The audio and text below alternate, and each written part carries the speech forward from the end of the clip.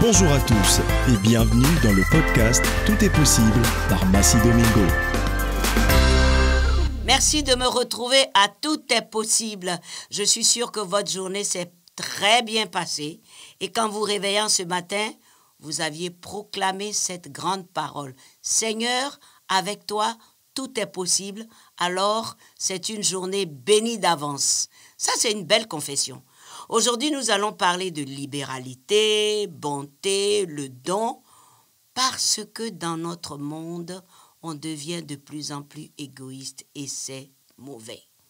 On ferme les yeux sur certaines choses parce que on n'a pas envie d'aider les autres, alors que c'est une grande bénédiction quand on aide les autres, quand on tend la main aux autres, quand on les aide.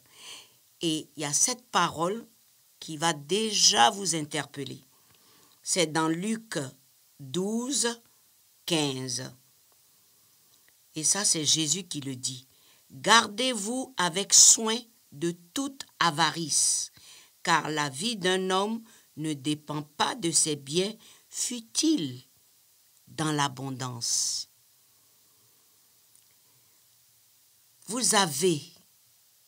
Dieu vous a béni avec tellement de provisions, mais le problème, vous n'avez pas envie de partager avec les autres. Et ça peut être dangereux pour vous-même. Ça peut être dangereux pour vous-même. Parce que vous voulez avoir les bénédictions de Dieu et refuser d'être à votre tour une bénédiction pour les autres. Je vais répéter cela. Vous voulez avoir les bénédictions de Dieu sans vouloir vous-même être une bénédiction pour les autres. Être une bénédiction pour les autres, c'est le cœur de Dieu.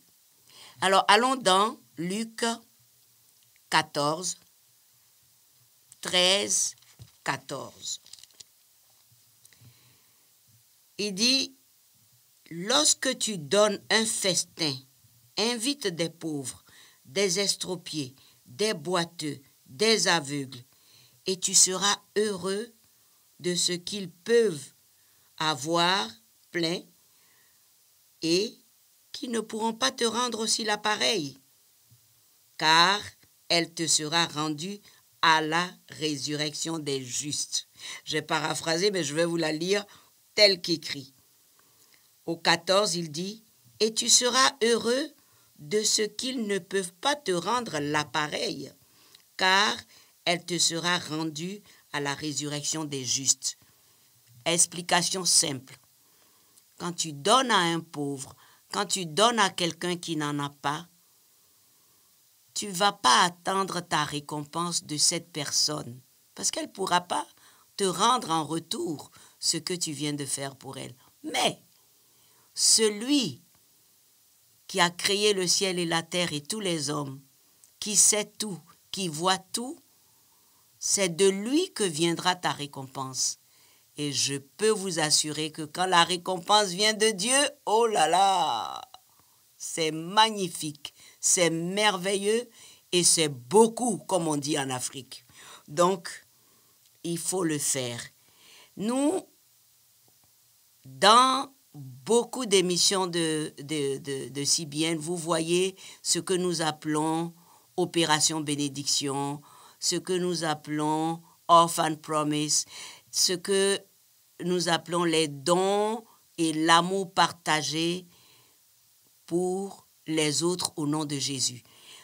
Et vous ne pouvez pas imaginer quand les témoignages arrivent, nous avons quelquefois les yeux pleins de larmes parce que nous voyons qu'une maman toute seule, veuve, seule avec ses enfants, n'a pas de grands moyens pour les nourrir et même si elle travaille dur toute la journée dans les champs pour les autres, ce qu'elle reçoit comme paye, c'est un peu de nourriture et c'est tout. Et ça ne suffit même pas pour la semaine. Alors, quand Opération Bénédiction voit ça, qu'est-ce qu'elle fait? D'abord, on trouve une parcelle. On donne des semences et la personne peut faire un jardin potager, ce qui assure de la nourriture pour toute l'année. Les enfants mangent à leur faim. Et ça, c'est formidable. Et on entend souvent cette pauvre dame, cette veuve dire « Mais je ne comprends pas pourquoi des gens comme vous, sans me connaître, sont venus vers moi pour m'aider. » Et là, nous disons « C'est à cause de Jésus. Nous l'avons fait pour Dieu. » Et cette personne automatiquement lève les mains vers les cieux pour commencer à bénir Dieu d'abord. Parce qu'elle a compris que sa source, c'est Dieu et c'est Dieu qui passe par les hommes. Les amis, ne l'oubliez jamais. Ne soyez pas un blocage de bénédiction pour une autre personne parce que Dieu peut mettre à votre cœur, faites ceci, donnez, aidez, soyez présents et puis vous vous fermez à ça. Si vous le faites, c'est très dangereux parce que à cause de cela, quelqu'un d'autre peut gémir. Je vais vous raconter un témoignage. Quand il y a eu la pandémie du Covid, beaucoup ont perdu leur travail. Et dans un quartier au Kenya, un faubourg, on dirait, avait beaucoup de familles démunies. Les gens étaient au chômage, c'était du personnel de maison, des gens qui travaillaient dans des hôtels, qui faisaient des petits boulots à gauche, à droite, et beaucoup de chefs de famille se sont retrouvés sans emploi à cause de la pandémie. Mais juste quelques mois avant, les femmes de ce quartier s'étaient regroupées pour aller vers CBN demander de l'aide pour faire un jardin parce que la nourriture manquait. C'était juste avant la pandémie. Donc, CBN avait donné quelques semences pour faire un jardin, pour vraiment élever des poules, des choses comme ça. Et Dieu, dans sa grande fidélité, a permis qu'au moment où le Covid a frappé, que les pères de famille n'avaient plus de travail, que les mamans ne savaient plus quoi faire, qu'est-ce qu'elles ont constaté? Ce jardin potager avait tellement produit. C'était miraculeux.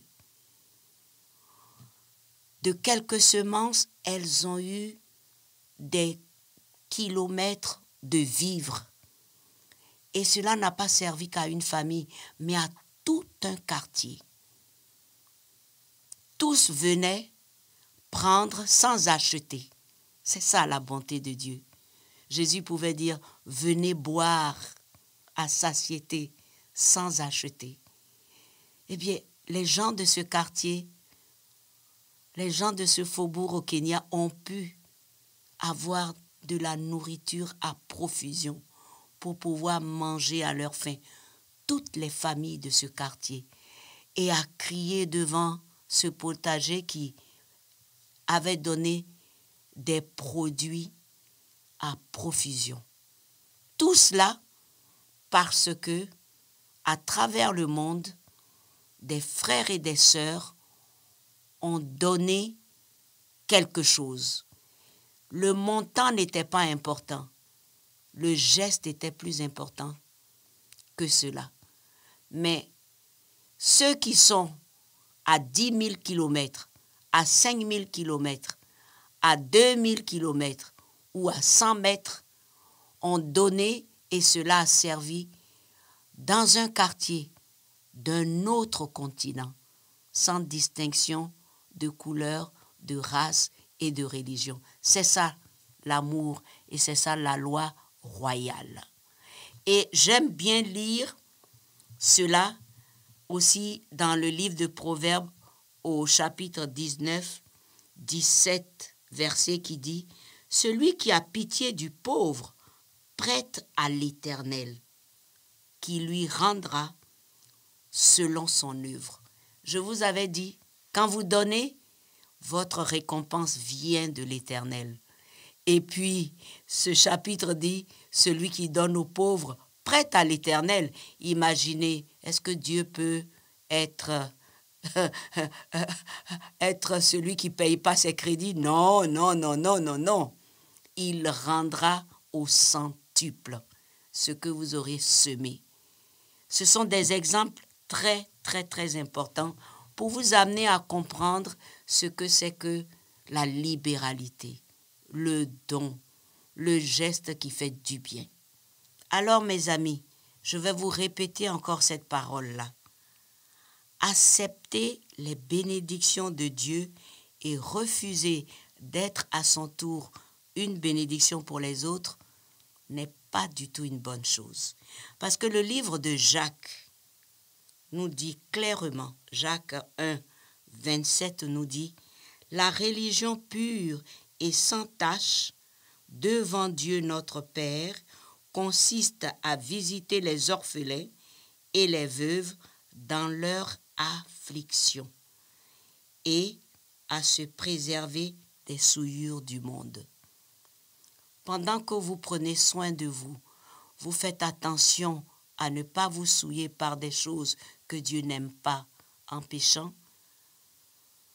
Vous faites ce qui est aussi le cœur de Dieu.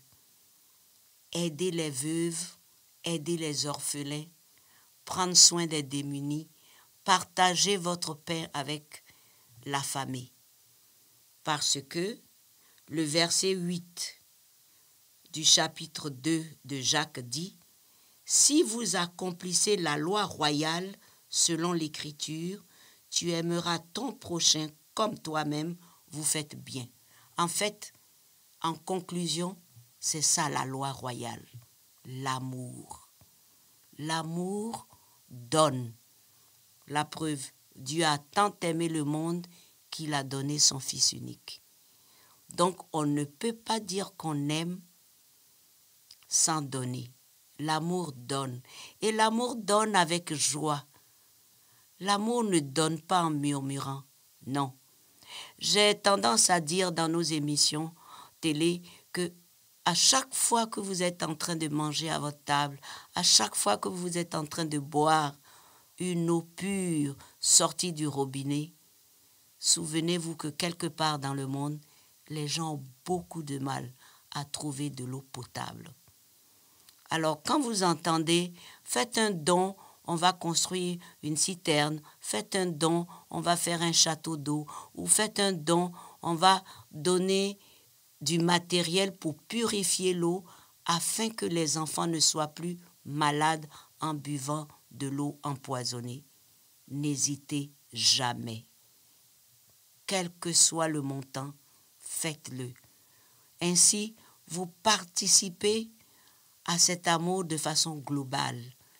Et vous n'avez pas besoin de faire à quelqu'un que vous connaissez ou à quelqu'un qui va vous rendre l'appareil. Non, non, non, non, non. La récompense va venir du maître de la vie. La récompense va venir du Dieu d'amour qui voit le cœur, qui voit votre main et qui va vous remplir de ses bonnes choses, de ses provisions. Et cela pour toute votre descendance. Donc, si vous avez compris, à partir d'aujourd'hui, quand on vous dit « Allez sur notre site, visitez notre page Facebook, regardez nos émissions, voyez les témoignages, faites vos dons, soyez partenaires, participez, sautez sur l'occasion parce que c'est une grande bénédiction. » Et c'est cela qui fait dire aux autres qui reçoivent ces miracles « Mon Dieu, tu as fait cela, vraiment avec toi, tout est possible. » Que Dieu vous bénisse et à très bientôt. Chers amis, ne manquez pas le prochain podcast « Tout est possible » par Massi Domingo. Et surtout, vous avez accès chaque semaine au contenu de l'émission Le Club 700 avec Massi Domingo et le pasteur Raymond Kofi.